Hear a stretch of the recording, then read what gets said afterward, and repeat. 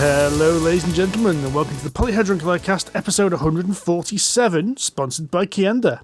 I'm Steve Cheetah. I'm Andy Lewis. I'm Sid Gill. And I'm Rory Summers, celebrating 5 glorious years with Polyhedron Collider. When do I get my little badge?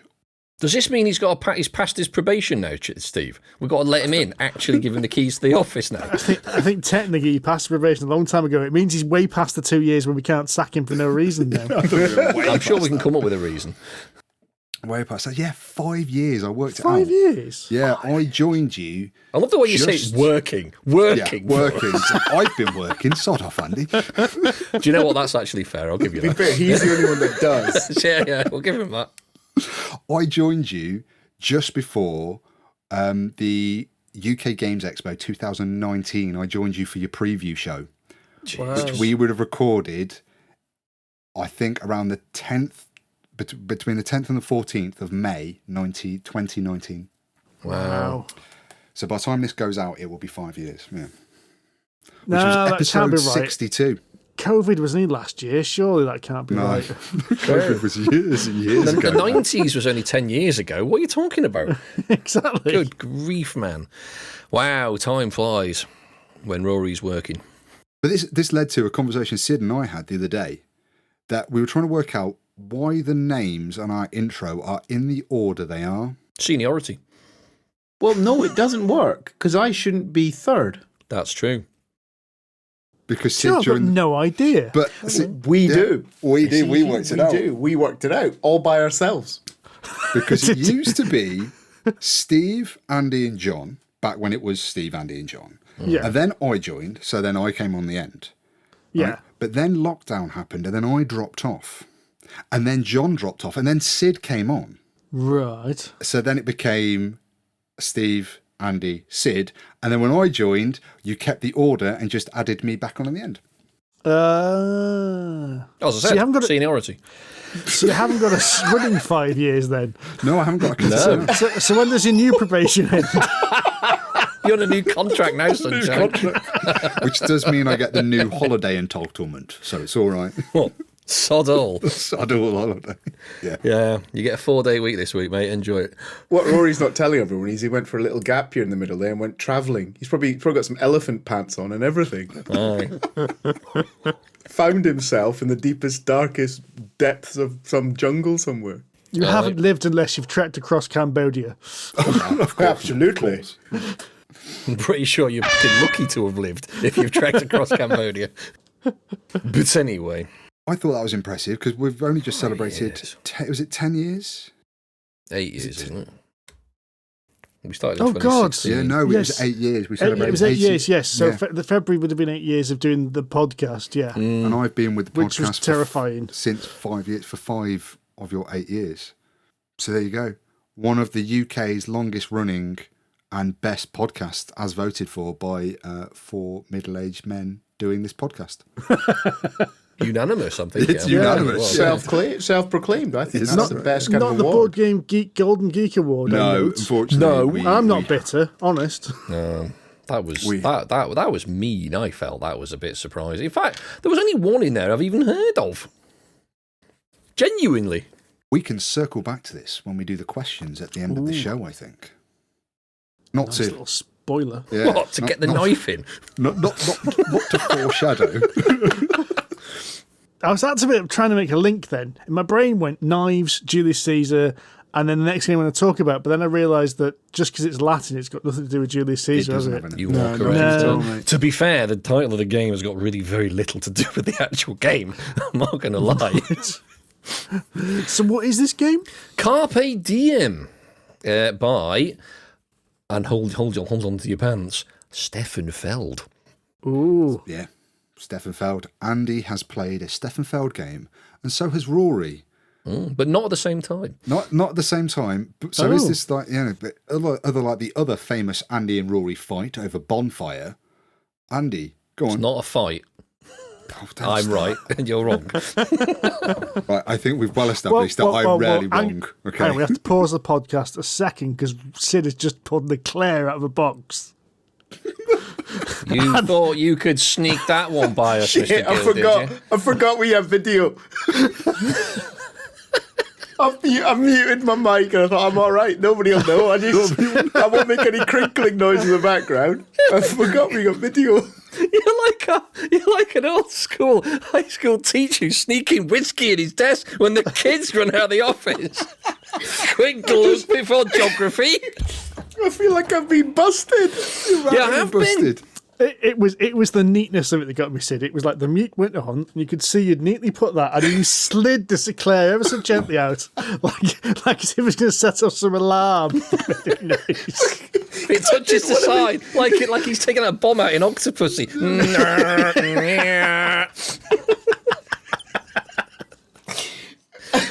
Good Lord. Look, just stay on target. You were in the middle of doing something like work-related. We should go back to that. But then we got distracted by confectionery. Like work-related. Sid's not too familiar with what work-related is. Rory and Andy are talking. It's probably work-related. I just want to get back to me, Claire. You go back to enjoying your Claire then, Sid. And his cup of tea, honestly. That pretty much describes Sid's general working day, if I'm not mistaken. Supping on Quiet tea, now. scoffing at Eclair, considered standing in a muddy field, barking orders. Oh, that's very nice. I'm sure it is. Anyway, back to Carpe Diem. Designed by Stefan Feld, played by Andy and Rory. Published by Ravensburger. Ravensburger. Wow. Yeah, it's a division of Ravensburger. It's got the Ravensburger blue triangle on it. Oh, to be fair, I haven't actually seen the box because this was set up and played by a friend of mine. We were around there, and he said, "Yeah, you'll probably like this." And he sort of set it up. I was like, "Okay, fine, we'll play this." Then Did he warn you about the absolute bollocks iconography and graphic design? He did kind of warn me, but he didn't really prepare me for just how dog shit it actually is. Oh. Rory and Andy in agreement, shocker. I mean, it is. I mean, it's bad anyway, and 3 of the 4 players around the table when we played have got eyes that work, and obviously I don't. I've got dog eyes, so I can't tell shades of green, beige and brown apart. And when they are 3 of the main scoring points of the game, you end up struggling a little. But anyway, we get ahead of ourselves. Carpe Diem, what kind of game is it? I mean, it's a kind of tile placement... Oh, it's definitely farmstead generation game. It's a tile placement, but it's got the action selection thing. It's a rondelle action selection. But it isn't. But it's not really a rondelle. No, it's not. Because did you play the older version where you kind of like bounce around across the circle, or did you play the one where you go next door? Because they've made a real. Yeah, you play the one where you go next door. I see. That's not the one I've played. You must have played like the 2nd edition then, because I played the one before that, where it goes, you go across. But anyway, basically, you can pick a tile each round, and each tile you put on your map. But the way you pick your tile is about 6 around this circle, something like that. But you can't pick if you've got your little counter to say this is the tile I've picked, or from one of the 4 I've picked, where each location is. The next time you have to move your little token to a different location where another set of tiles is. Yeah, so instead of going next door, you've got 6 bays, and each bay has a number of tiles in. So your counter is at one bay, and then in your next turn you have to move to a different bay. And then you have to take a tile from that base. You're limited to go. I can only. So in my version, the version that I've played, I could only go to the adjacent bays. So you're always having to try and plan ahead to go. I need this. Then I'm going to get that. And then I'm going to come backwards and do this one. But your one you can zip across, did you say? Yeah, so you can go in 2 directions.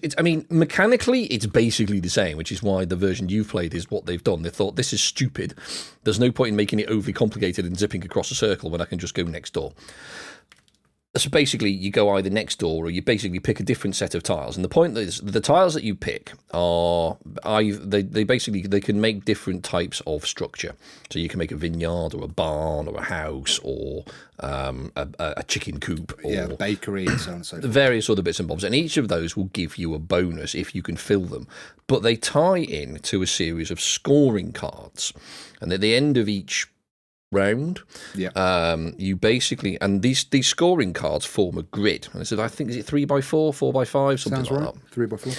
And what you have to do is you choose to put a token between. There's a little notch at the side and bottom of each of these cards. So you put a little circle, little token basically between 2 of the cards. And it basically says, I'm going to score these 2 scoring conditions. So it means that only one person can score that combination of scoring conditions once, and no one else can do it ever again. And they all sort of fit together. You basically make this little grid of these tokens. So it could be like, I could have, say, a house with at least 3 chimneys on it, for example, and that would get me 4 points.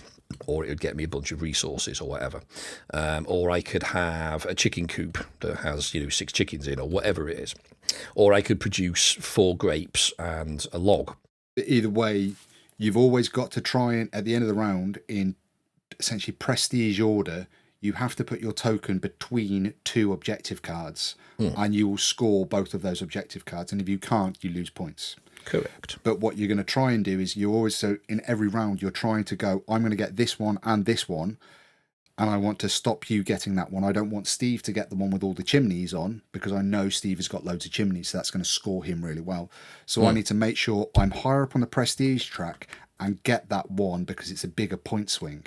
But obviously every card has 4 notches on it. So Steve, you can go, well, I've got to try and get the chimney one with the card that's the other side of that, which means you're trying to get that objective, because you can see what I'm trying to do. But it requires grapes, and I don't have a vineyard. Shit! Which means you're going to have to try and build a vineyard as quickly as possible that round.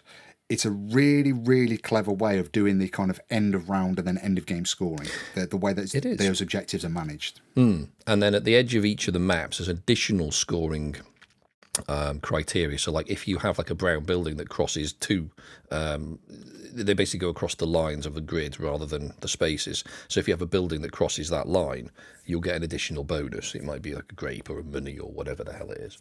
And there's a bunch of those dotted around the side of the map. I mean, you'll never get them all, but obviously you can work towards them. So if you're really tidy and tight, like I was when I played, to the point where our friend James, who you know, Steve, was like, Andy, that's really beautiful. He took a picture. It was that good. Oh, yeah. But ultimately, what you're doing is you're basically picking tiles from this, basically a rondelle, as Rory says.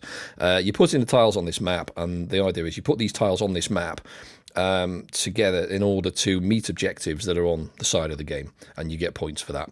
And if you fail your objectives, then you don't score objectives, you lose points, and this person most points wins. So mechanically, pretty straightforward. Strategically, quite hard. It's a really clever game, and you really have to start planning for the end game in your first turn. You've got to go, right, this round I'm going to try and get this objective, and I've got to get this piece of that house, and then this piece of that chicken coop, and then I'm going to get that part of that lake. And you start trying to thread, or at least I do, trying to thread all my actions together very early, because I need to do this. And then even when you're placing the tiles down on your personal board, you've got some guidance. I want this house to intersect that line, so at the end game scoring, I've got points there. And that it gets complicated and it gets messy, because sometimes you have to take tiles that you don't really want, and they end up going in places you don't really want them to go into. Yes, basically. No, really clever design. It's not overly complicated. It's not hard to teach. Because once you've got it in front of you, it's a bit abstract, obviously, talking about it without the board in front of you, but it's not hard to teach at all. It's quite clear. It's quite intuitive as well once you see how it works. Yeah. And it's not a very long game either. Hour. Yeah, maybe that. It's at the lighter end of the Feld spectrum. I'd probably put it on par with kind of Castles of Burgundy in terms of complexity. Yeah. Probably slightly lighter, but yeah, maybe slightly lighter. It's really, because the way you've described the decision making makes it sound heavier than that. I mean, there's a lot to think about in terms of strategy and what you're going to pick up and when, and try to outfox your opponents. But mechanically, it's really simple. Okay. Because you in a lot of ways, you're trying to make the best of every situation. So my turn is, I can only move to either the bay on the left or the bay on the right. That's I've got that choice, and then in that choice, I can only take one of potentially 4 tiles. And some of those are going to be more appealing to me than others. And then I'm going to go, right, where are they going to go on my map? Again, it's either going to be fairly clear, or it's just going to be, I just need that piece out of the way because I really... So your individual choices are quite straightforward. It's trying to string all your strategy together, where the game becomes more complex and more interesting. But that's arguably the same with Castles of Burgundy. You've rolled your dice; those are my choices. I go to that bay. That's my choice. Yeah. Where do I put it? That's my choice. Fair point, actually. Yeah, and it's a bit like Azul in the sense that you've got a lot more freedom at the start of the game to put patterns together, but by the time you get to the end of the round, you've got less choice of which tiles you pick up, and then towards the end of the game, you've got even less choice about where you can put your tiles on the actual map to score the points to get you the big sets. So I'm pissed off for two reasons there, Andy. One, you've compared this game to Azul, which is shit, right? And two, you're actually kind of right, which is shit. And I bet it's the second one that burns the most.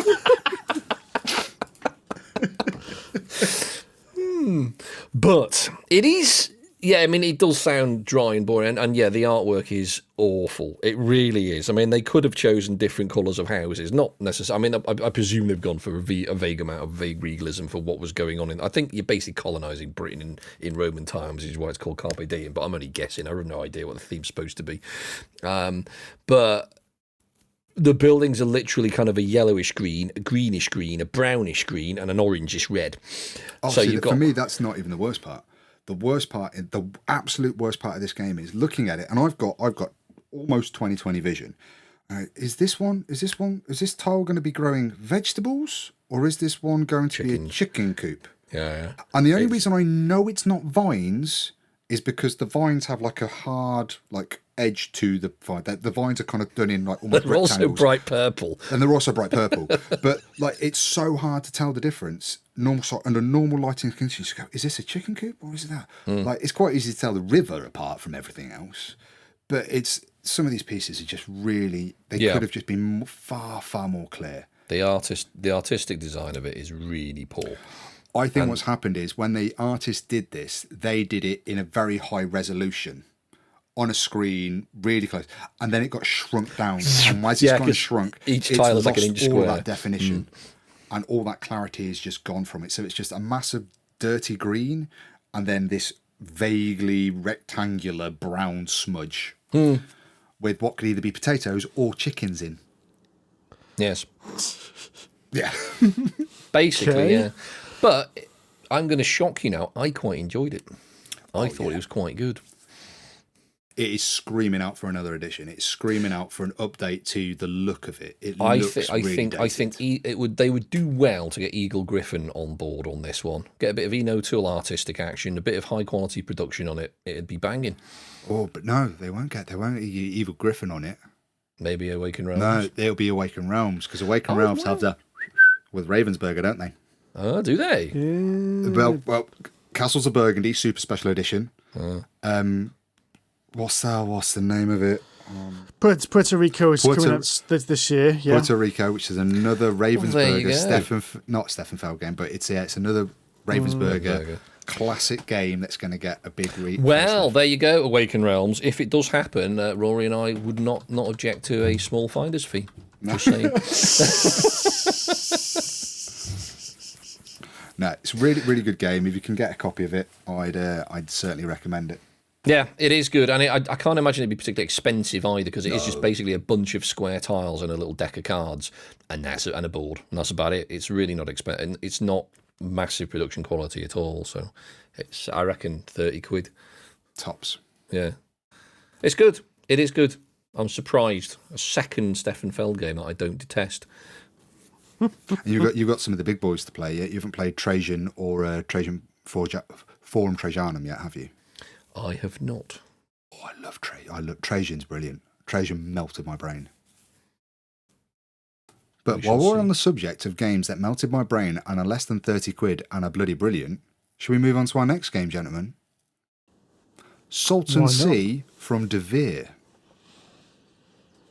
Yes, this did melt my brain. In fact, this melted my brain so much it made me grumpy the first time I played.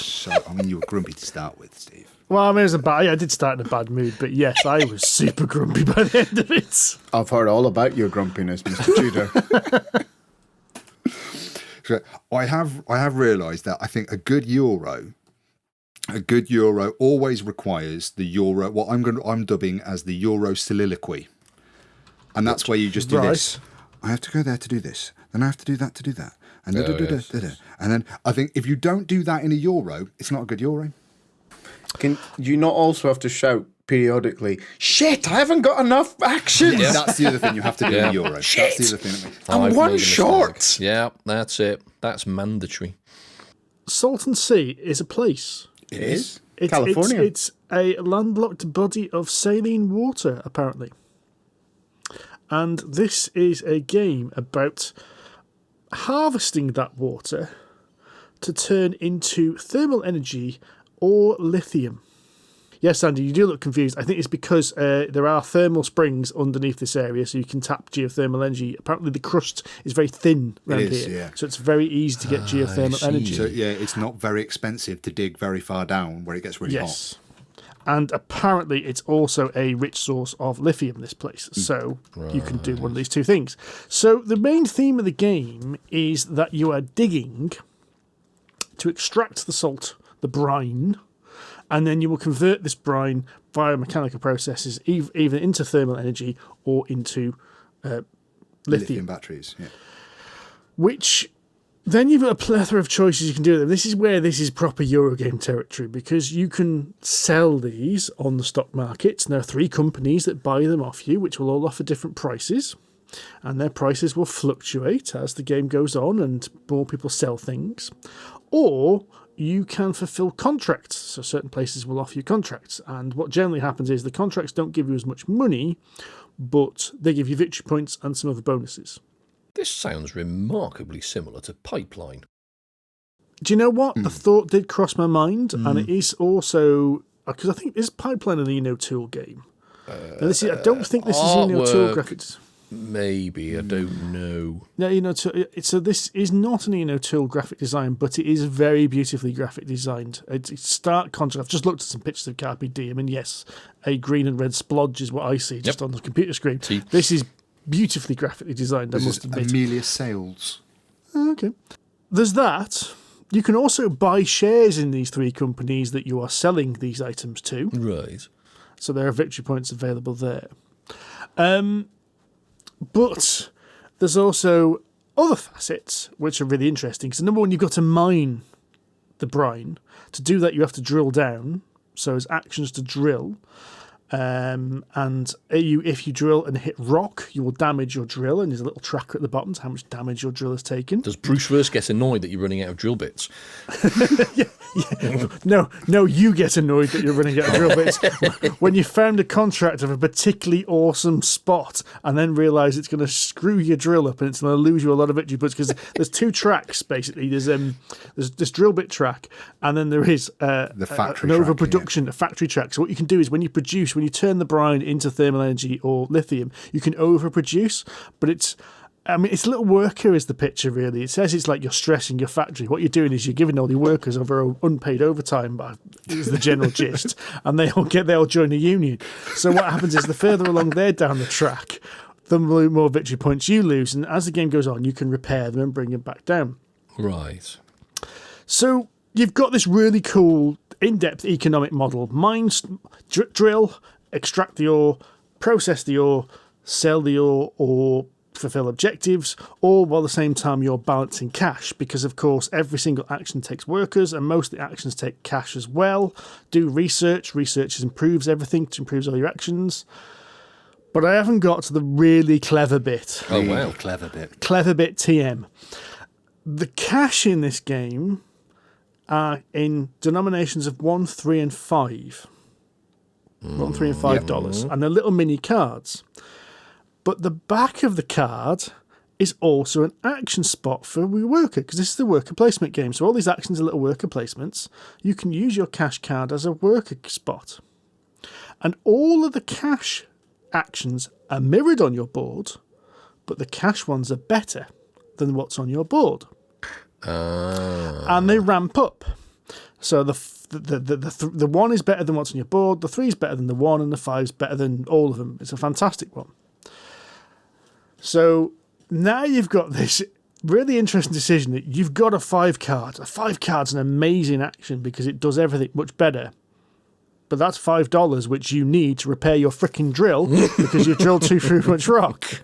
And you can use it for one, but not the other in the same turn. Yeah. So once it's got a worker on it, it's no longer cash in hand. You've used it as an action. When I played this game did something really special for me. You've touched on it there. It made me really care about my choices. And it made me pick some really hard ones that I didn't want to make. And I knew if I didn't make them, I was going to be more screwed.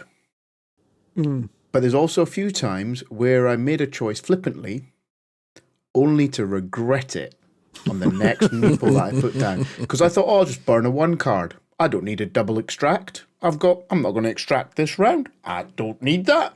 Launched it. Turns out, 2 meeples later, the plan's all gone to shit. Rory's done something that screwed me over by taking a card I needed or something like that. And I'm sat there going, I need to double extract. I haven't got enough people now. I haven't got enough men. Oh, I needed that 1 card. Why did I burn that 1 card? I've got this other dross in my hand that I didn't need, but I've still got that. But my 1 card's in a discard pile somewhere. And I was raging. I was happy. I had all the emotions going all at the same time. Meanwhile, Rory's plugging me with cake and coffee, trying to distract me from this stupid game and screw me even further, right? I was like, sounds like you succeeded. I'm enjoying myself. I was enjoying myself so much. The other thing I should mention about these cash cards is, and there's another 2 really cool things about them as well. You can't get change. Yeah.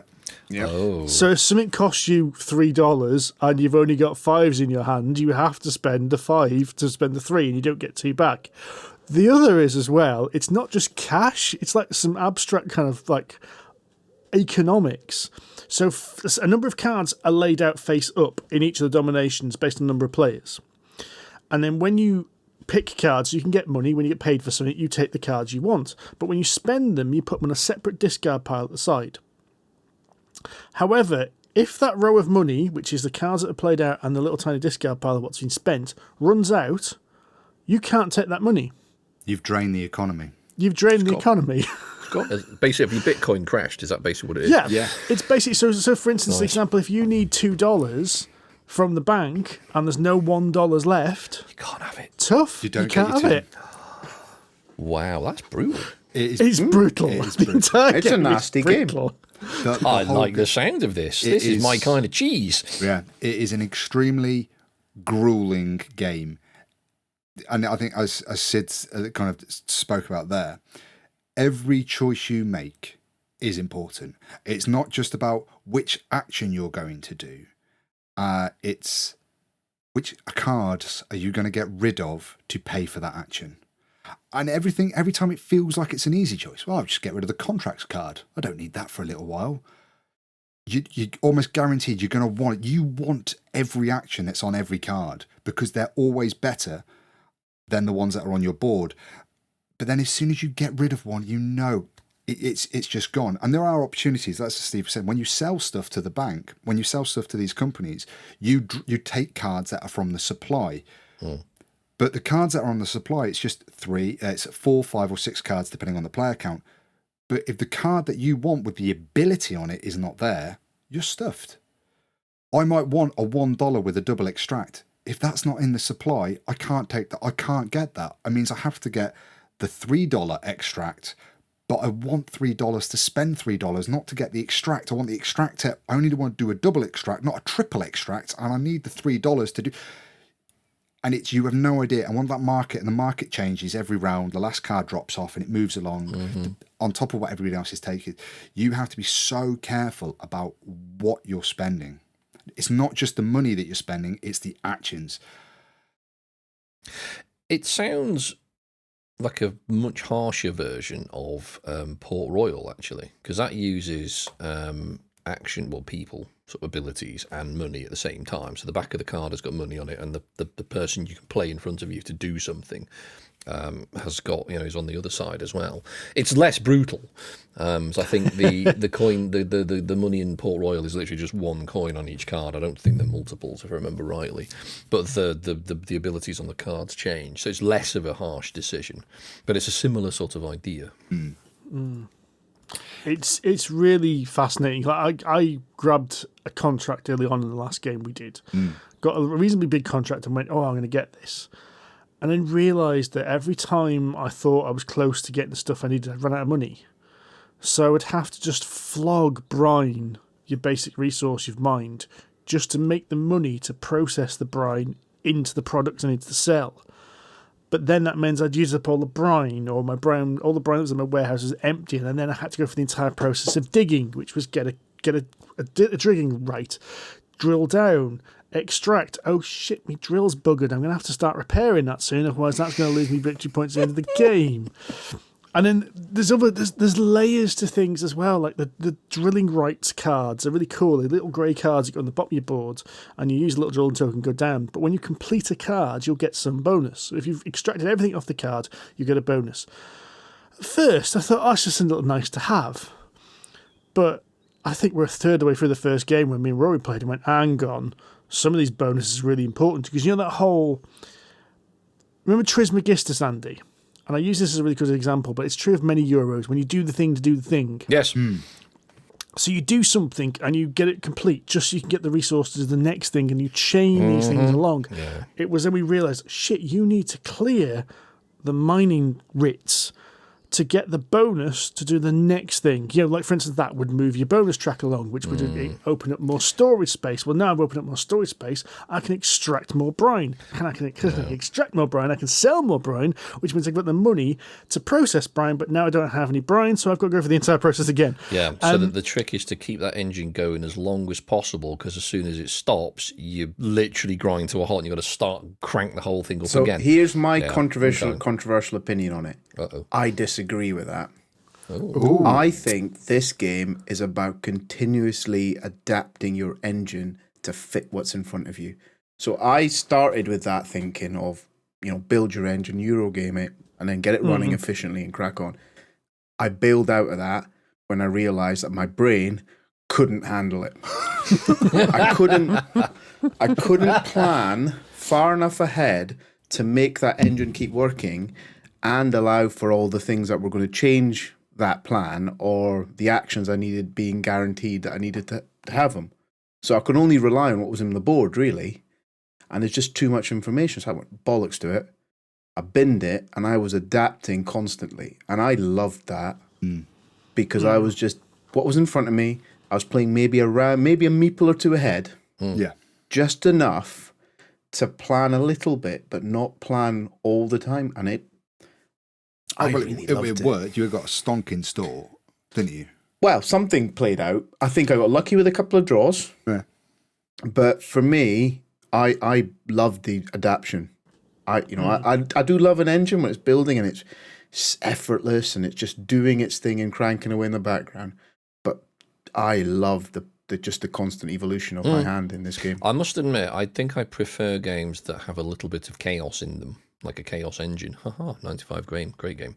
But in the sense that, you got it, you're trying to keep an engine together, but you're dealing with the shit that's in front of you, rather than going, right, I'll pick that up there, and then that up, then that up, and it's all quite determined, rather than something monkeying around and going, right, you have to pick a random thing and deal with it. That sounds more interesting to me. It wasn't, it's not totally random, because you still have some agency. You're still controlling it. But what I mean for me was I never had it, I never went, right, I'm going to build an engine which is efficient at taking brine and converting it into geothermal or into batteries as cheaply as I possibly could. I didn't invest in that at all.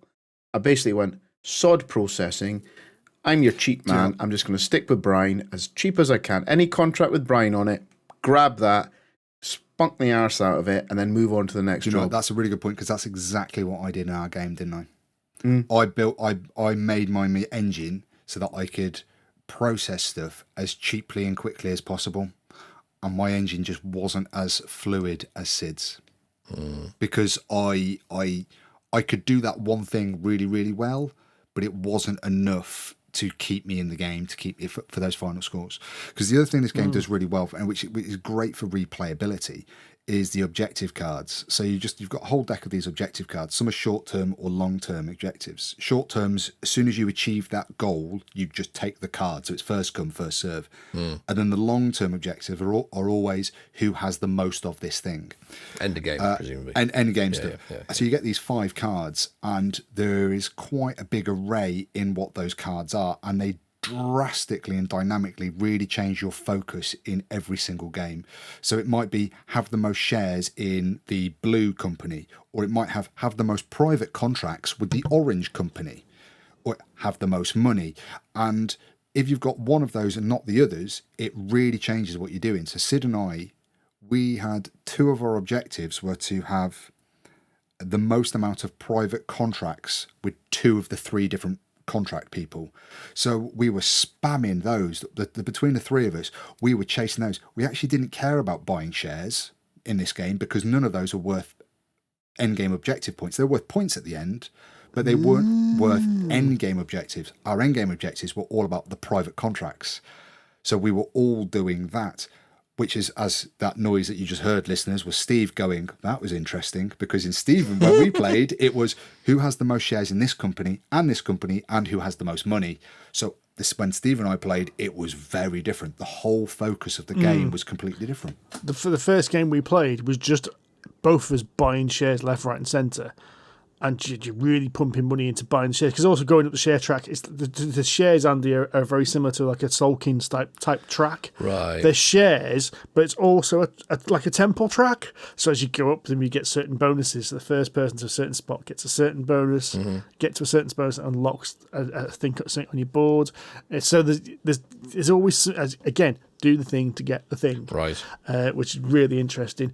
What's also interesting about the objectives, which I found fascinating, is when second time we played, so the first time we had a mix of short-term and long-term objectives.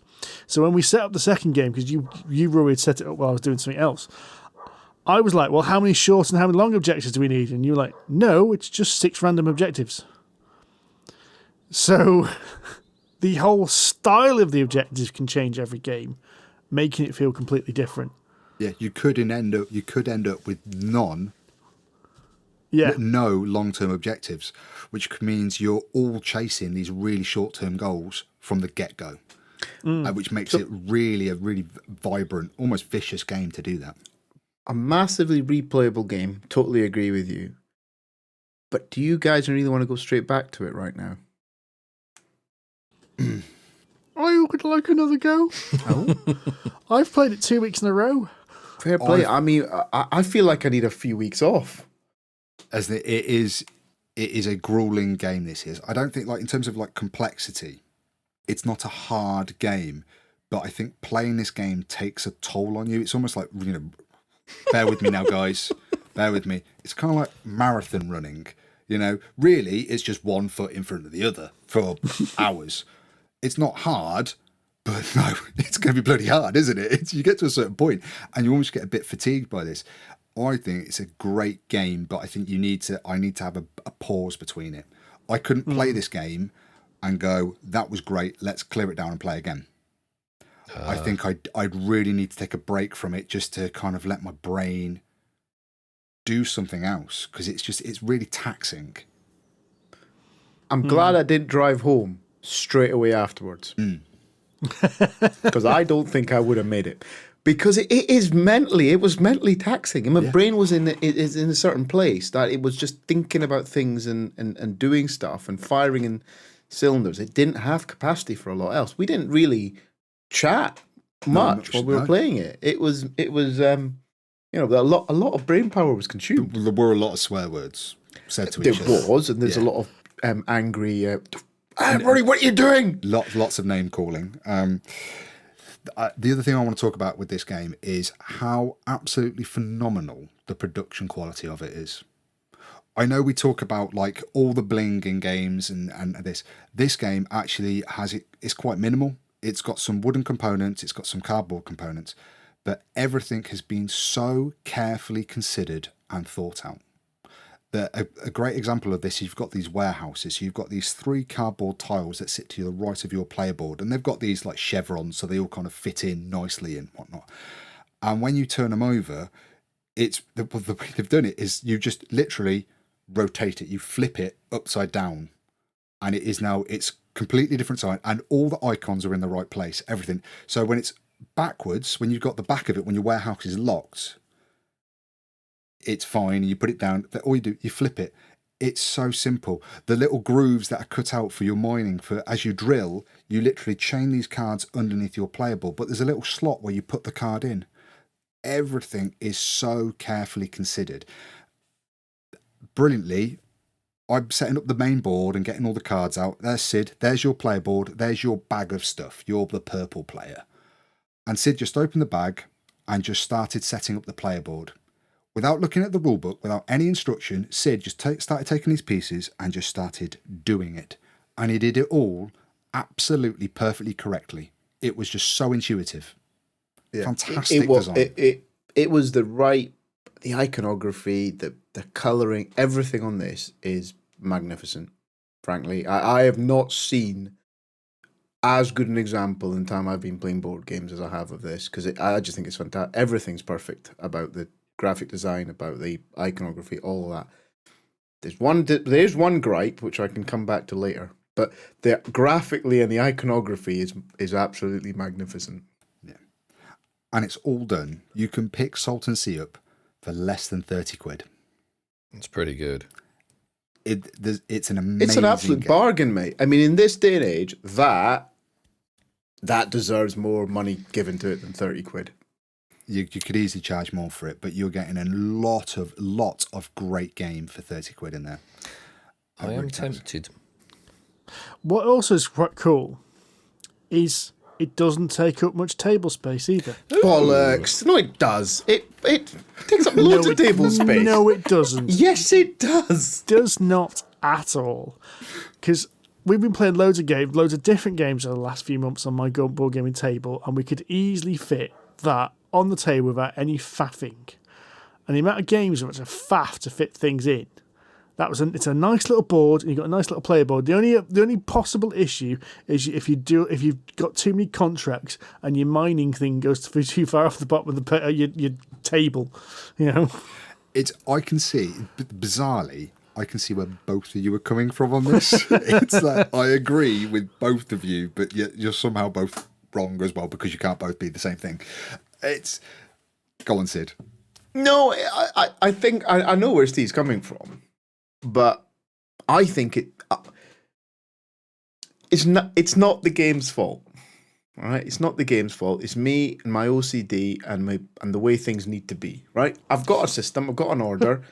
This game, if I followed my order, would require a side table, right, to keep me happy. I'd like a main game board upon which the stuff is, and I'd like a little bit on the side for my shit. Yeah. Right? That's what I want. But it's not the game's fault. No. That's me. That's a Sid issue. No, that's fair enough. So what's your one gripe with the design then, with the production and graphic design? Card size. I knew you were going to say card size. I absolutely hate that size of card. Yeah. Oh, is it little baby ones that you get in Fantasy Flight as well? Yeah. It's little baby Fantasy Flight sized. That, right, I'm not very... I'm fat, right? Long story short, I have fingers like pig's tits, right? And the problem is, right, they're too small. I don't like them. I don't like holding them. And I don't like...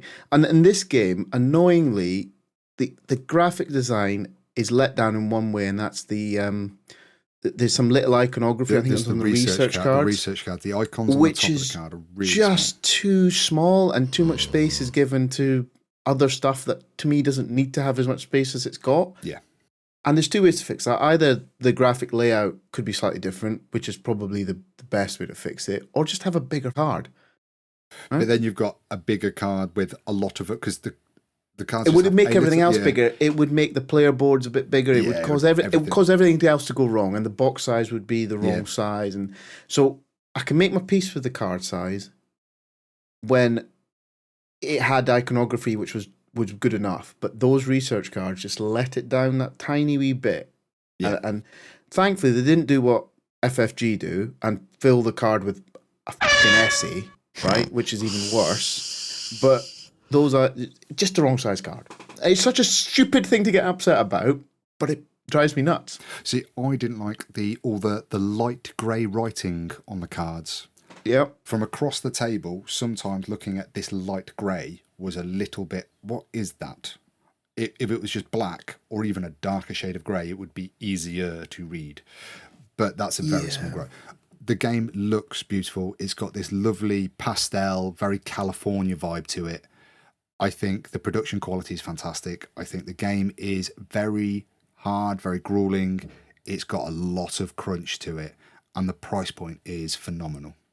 Yeah, it's brilliant. Genuinely brilliant. I think you're going to really like this, Andy, and hopefully I can play this with you very soon. If you haven't just ordered it while we've been talking about it. I have not. I'm looking at it, though. And if you did, I would recommend going to Kienda, who is our show sponsor and actually supplied us with this review copy. Oh, well, there you go. That's convenient. It is. Don't forget your discount code, Andy, as well, which will get you some money off at Kienda. I shall not forget that. And Rory, where would one find that discount code? You'd find that on any of our social medias. So just go to your favourite social media platform and just type in the words Polyhedron Collider. Clicky. That was so yummy. I love it. Wow. Absolutely beautiful, boys.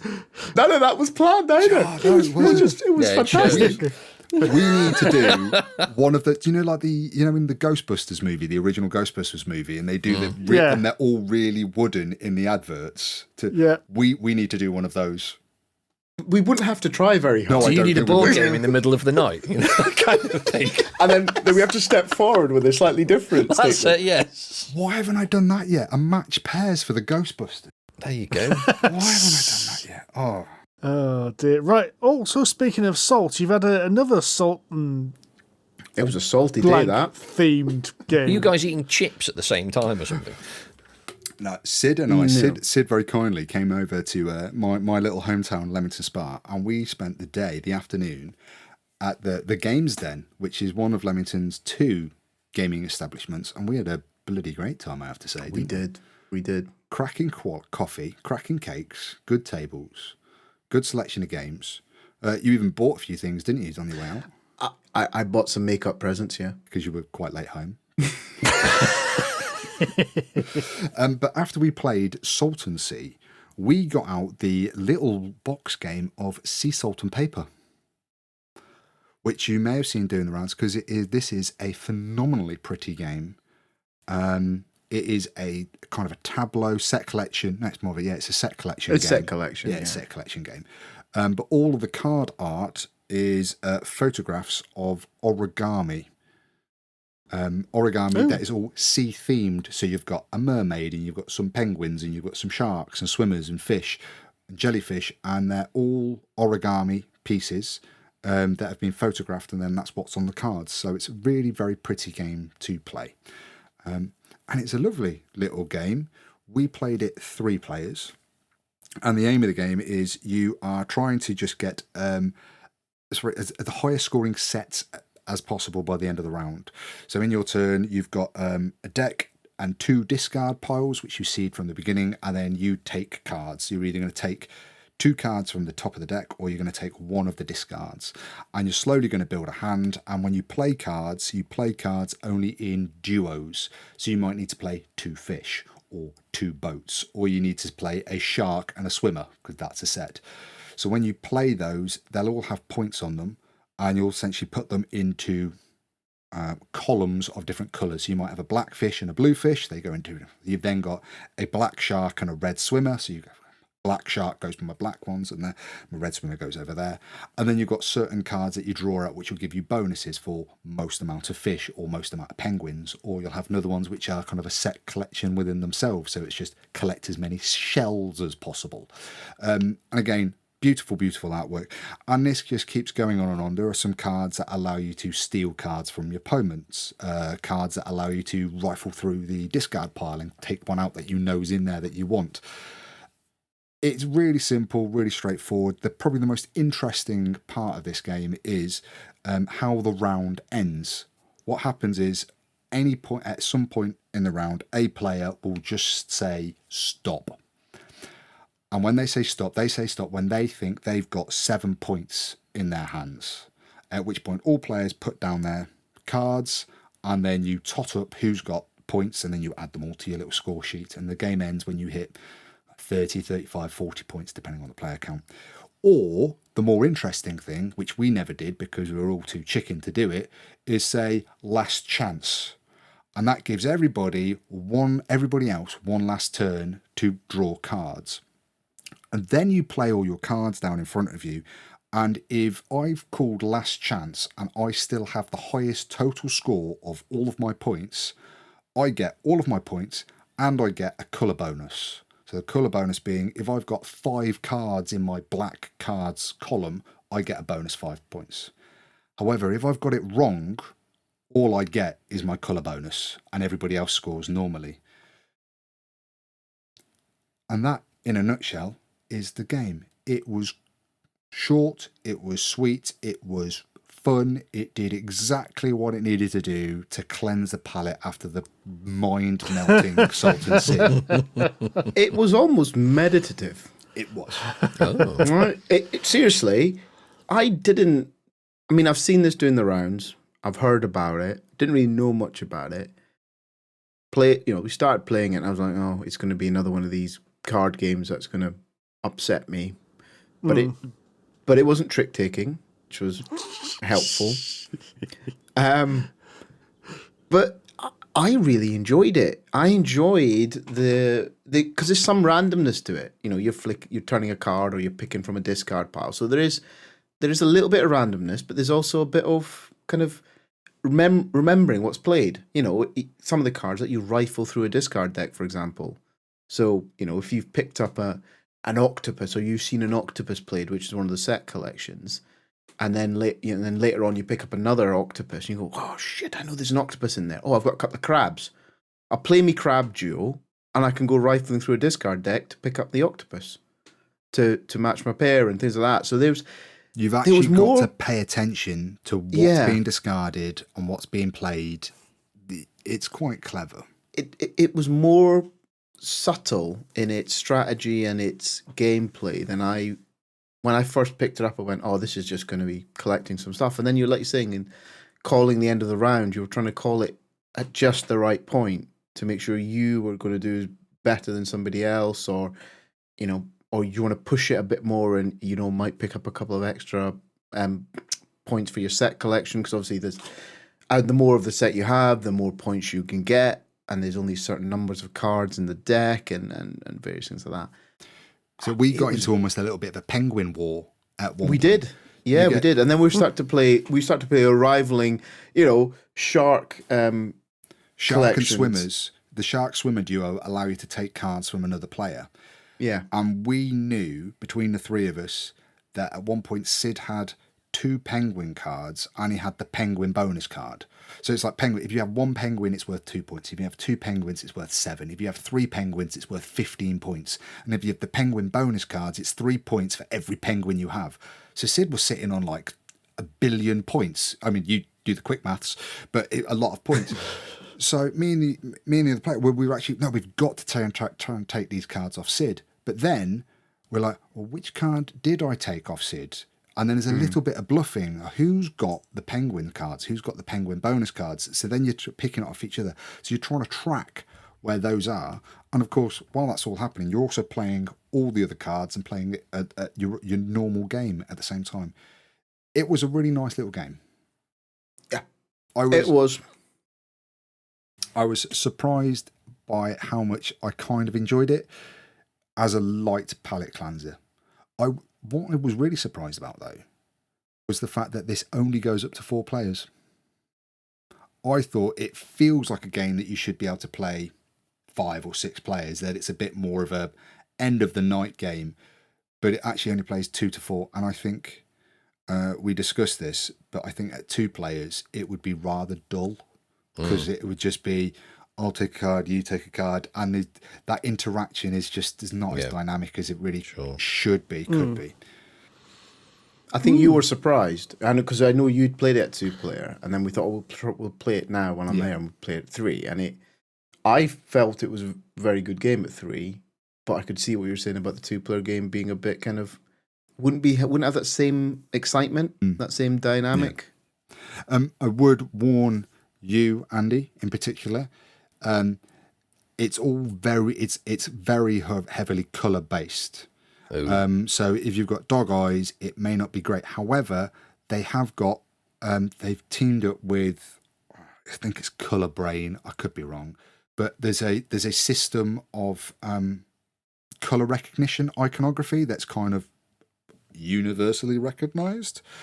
So every card also has this icon on it to say whether it's that you meant to, so you can match the icons instead. Right. So it might have like a red, it might have and all these icons are in the same place on every card, and they're all white. So you'll have a white square, and a white square means red, and a white circle means blue.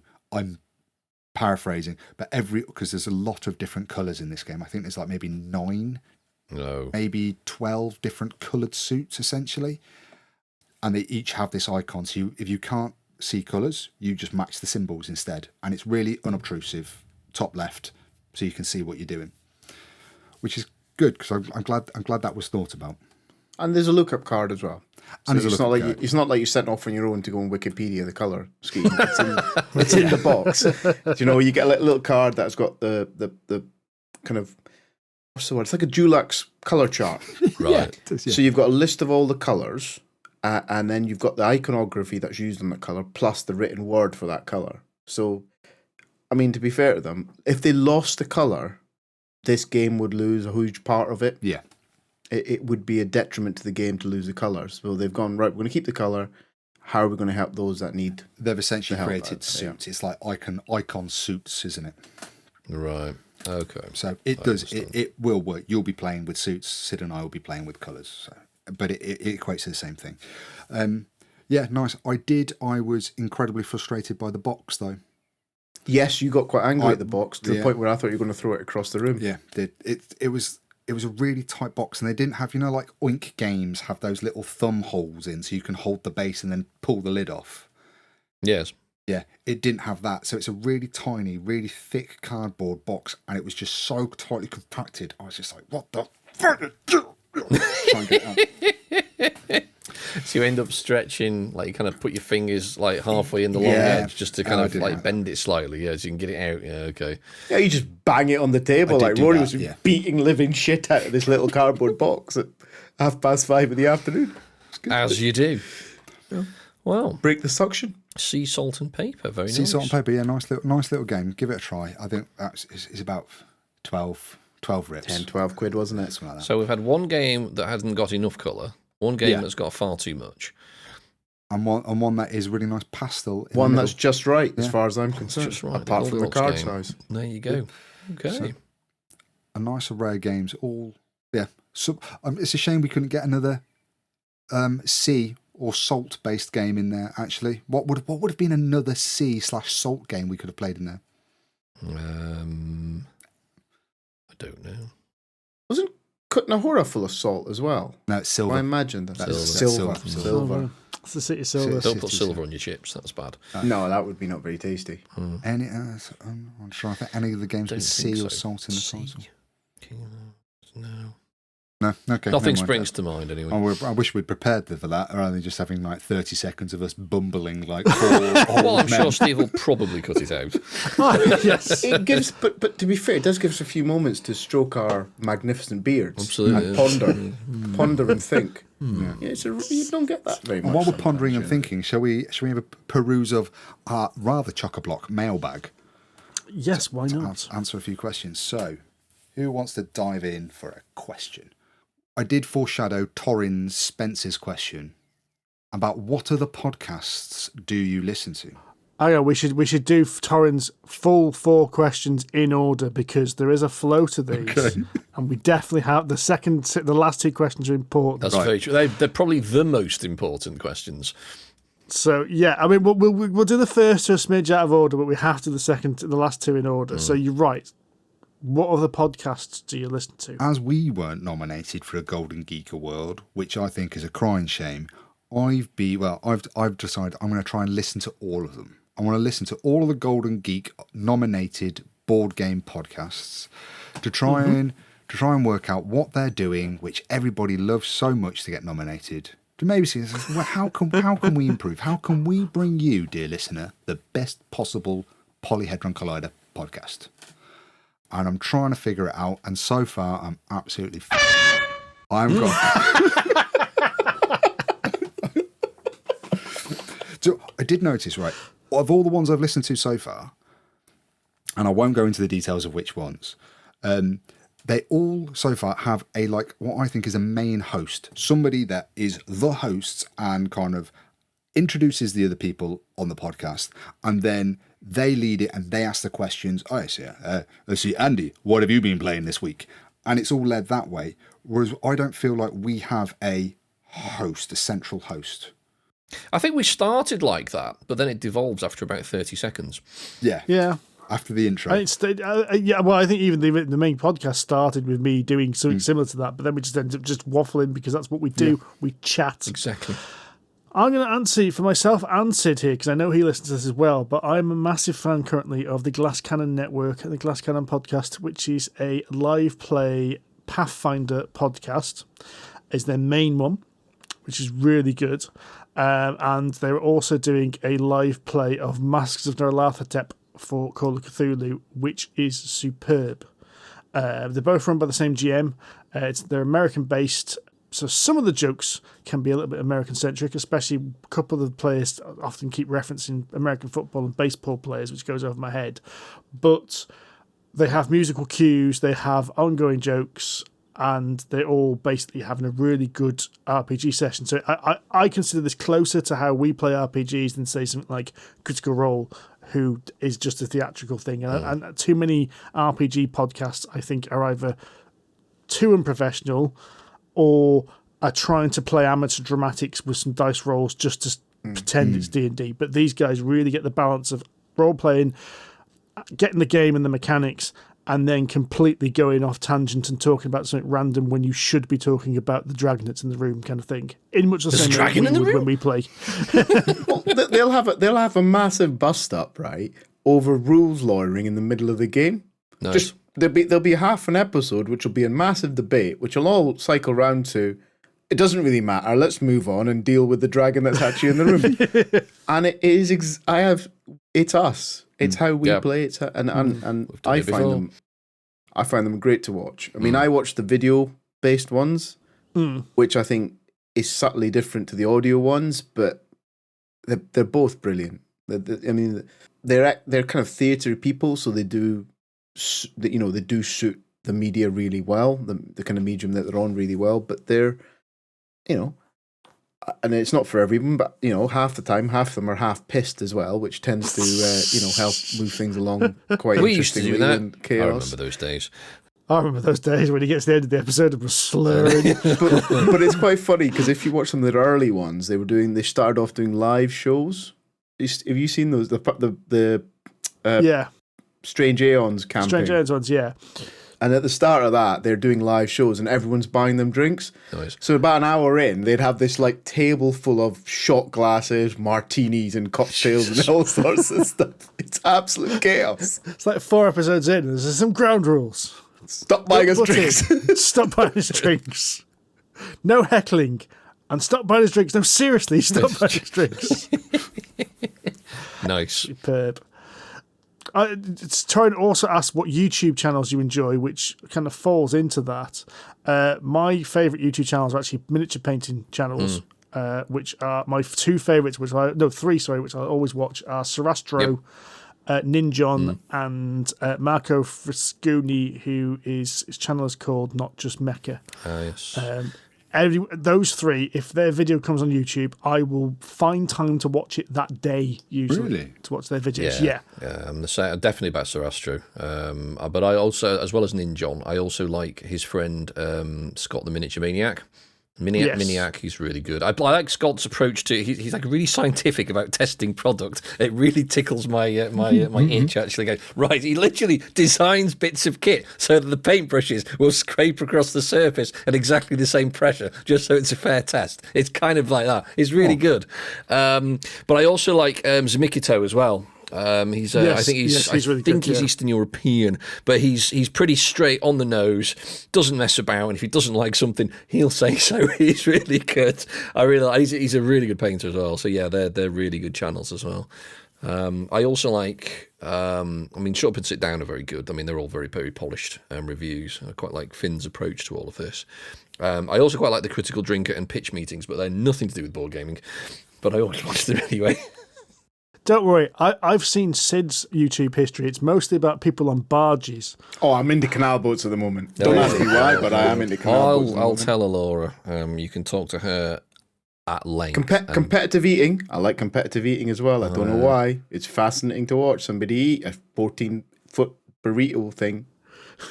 Where does it go? See, I think my YouTube things is far more boring than all of yours. I watch quite frequently Animal Logic, which are like by the brilliant Danielle Defoe, who's a scientific animal illustrator for a Canadian university or a Canadian museum.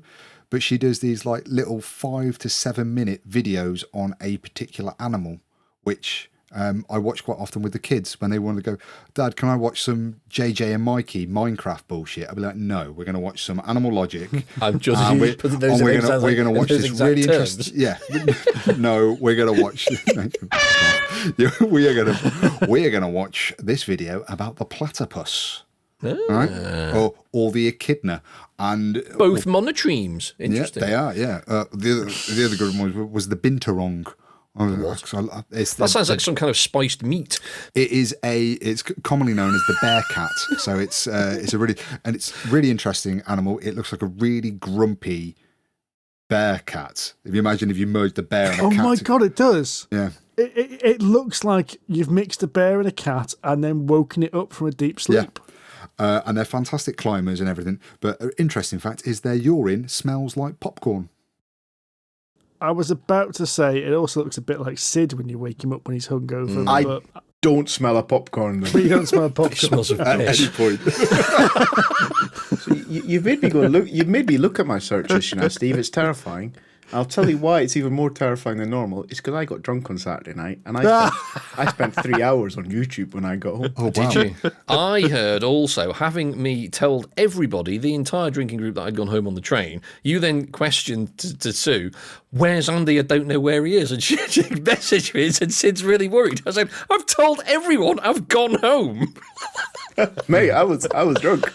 That's all. I mean, I've got no defence. Right? I'm not going to pretend. No, like it's all right. I think it's later on. Laura had a bunch of friends around for film night that they were watching. I got in. I was quite good. I sort of took myself downstairs and don't mind me. I don't interrupt. And they basically finished the films. Andy, you can come back upstairs now. And I ended up staying up drinking with them. And my Carl brought around his X360 and put a rock band on. We ended up karaokeing till 1 o'clock in the morning. I got shit faced. I don't want to write off my Sunday, he said. I want to get up in a sensible hour in the morning. I was so hanging. Oh, God. I didn't do that. I did, however, watch another one on my YouTube on the Sunday to help me recover. And I did watch some Nerdforge. Ah, yeah, Nerdforge. I do like Nerdforge because I think it's quite impressive stuff that they put together. Like she made a coffee machine in her PC. It's fascinating. It's awesome. Well, circling back to the hangover, this comes back to Torrin Spencer's question because this is important for hangovers. Which bacon or sausage butty? Well, I think that's heavy. That's the important shit right there. You want either a bacon and egg roll or a bacon sandwich. The bread has no right being involved in this conversation. No. Bread can go and get in the bin. Bread doesn't have the structural integrity to hold the greasiness of your bacon stroke sausage within itself. It just turns it, especially shit bread, right? Shit white bread. Nah. So no bread. A good solid sourdough's not so bad, but I'd say a roll. You want a good, big, chunky roll. Cut a few slices of bacon. Yeah. It's got to be a cheap roll as well. You know, so it's Oh yeah, you don't want some because it can absorb all big the floury bacon. You don't want some kind of bougie ciabatta or anything like that. They can join the bread in the bin. And what's that? That's that brioche. That has no structural integrity and no business being anywhere near Greece. Whoever decided a brioche makes a burger needs to be dragged through the streets and shot. No, a dirty floury bap. That's what you want. Amen, brother. Mm-hmm. Right, now that wasn't the question. No, that wasn't the question. I would say that bacon is always my favourite, but I always have a bacon and regret not getting a sausage. Fair, but what you want really is bacon, lawn and black pudding. And a fried egg.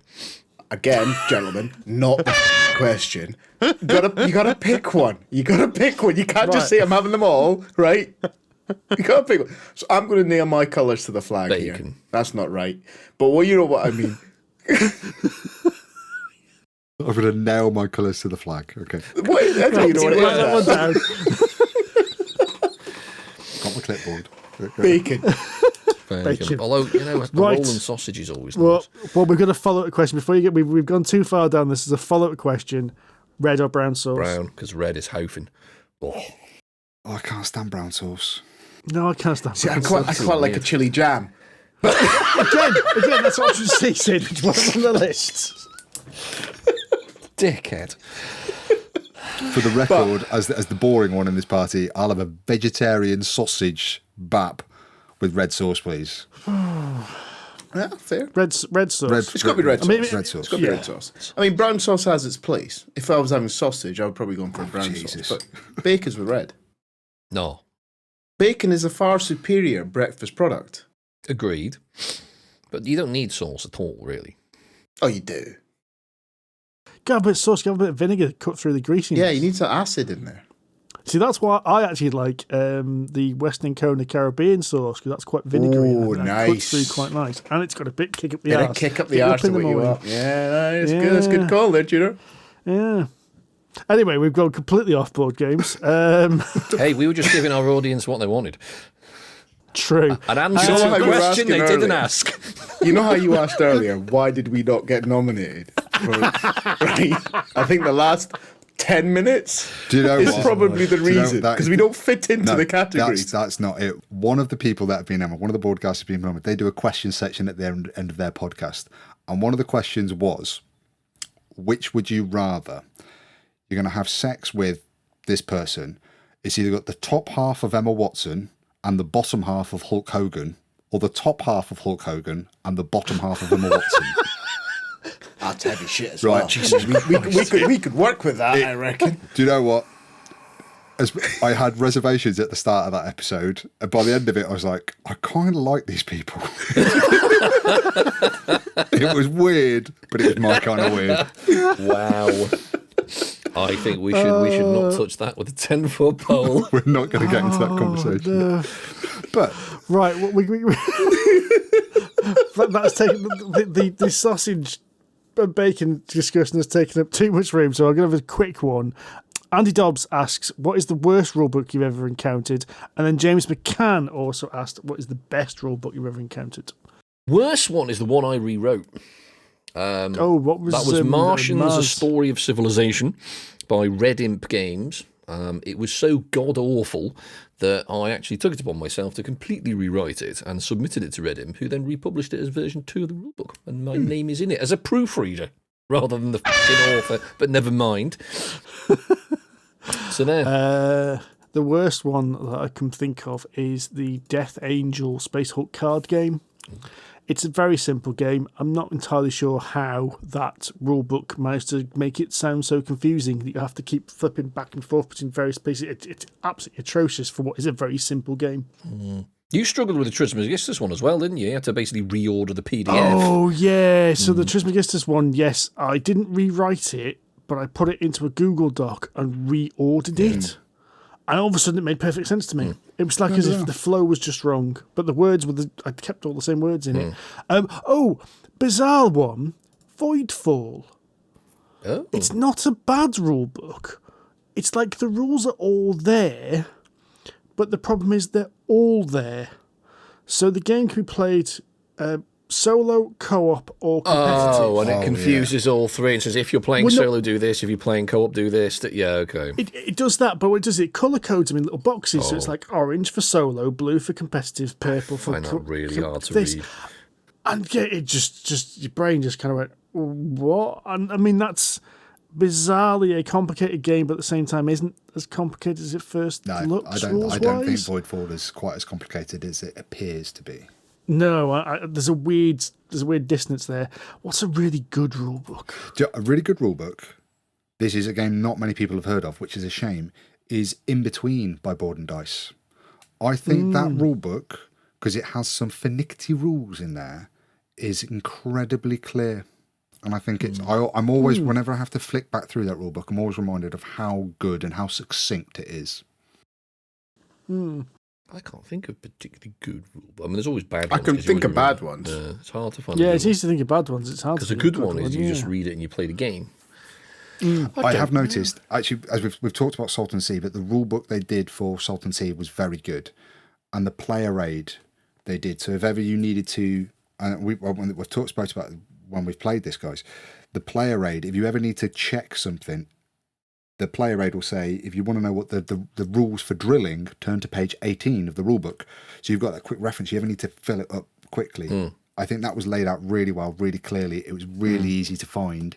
Whenever we had a rules question, whenever we needed something fully explained, because it's a language-independent game, it was really easy to find and very, very clear.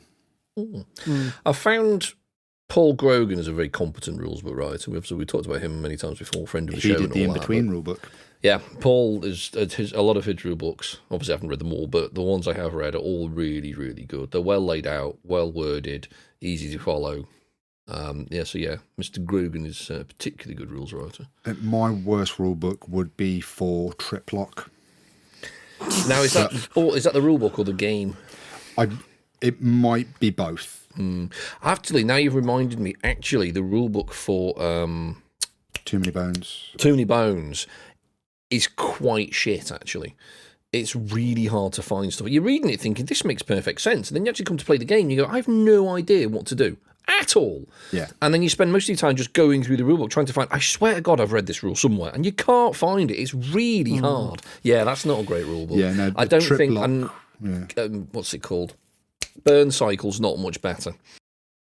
Right. Yeah, the Trip Lock rulebook was very confusing, as in to the point where when I first played this game, I was like, and it's a shit game, so that doesn't help. I was like, have I understood the rules correctly?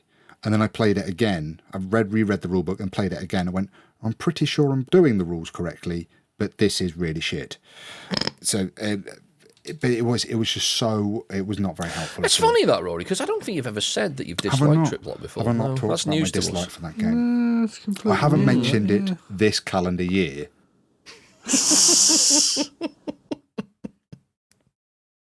Right then, folks, let's draw this to a close. Don't forget, we are sponsored by Kenda. There'll be a link in the show notes, which will take you to the appropriate place where you can get a discount on your order of board games, courtesy of us. And let's be fair, if you're listening to us, you want more board games. It's just rules. Easy. Apart from you and I, Steve, when we get in trouble from our partners. Yes, we keep getting frowns. Yes. Actually, to be fair, we still want more board games. We're just not allowed more board games. That's exactly the point. We are, I believe, 8 followers away from hitting 1,000 followers on Instagram. And don't forget, when we hit that 1,000, we will be running a giveaway from our sponsor, Kenda. So if you are not already following us on Instagram, do so now. Rory has been filling this month with loads of games we're going to be looking forward to at UK Games Expo. Which leads us on. We will be live at UK Games Expo on Sunday, 11 a.m. on the 2nd of June. We are in the Piazza Suite. Dice Room 4. The Dice Room. He says, yes, checking 11 the a.m. emails. Sunday. Also, next episode will be our UK Games Expo preview. Rory has already made a short list of about 30 games. It's 24, Steve. Wash your mouth out. Get your facts right. Oh, okay. It's just the one time of year when me and Sid and Steve actually have to do some work. No. You've done it wrong again, boys. You just wait for Rory to do it, and then you just lean over his shoulder. It's quite right. I mean, we usually did the pick 3 option, don't we? But with Expo, we'll do more. I already had my 3, which actually increased Rory's from 21 to 24, so I'm quite chuffed with that. Yeah. Thank you very much for listening. We, of course, have been Polyhedron Collider. Please like, share, comment on all the social platforms because that helps feeds the algorithm, and the algorithm always needs feeding and gets us known. We are on Facebook, Instagram, Threads, and Board Game Geek Guild 2726. Until next time, happy gaming. Tatty bye. Cheerio. Bye-bye.